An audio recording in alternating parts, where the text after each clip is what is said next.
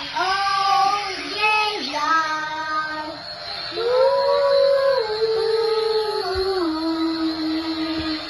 One night she thought to take a walk.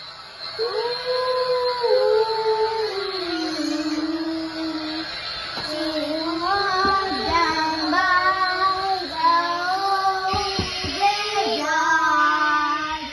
She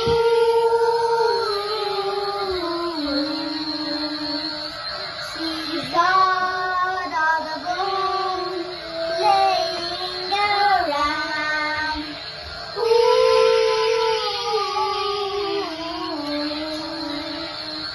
She opened the closet and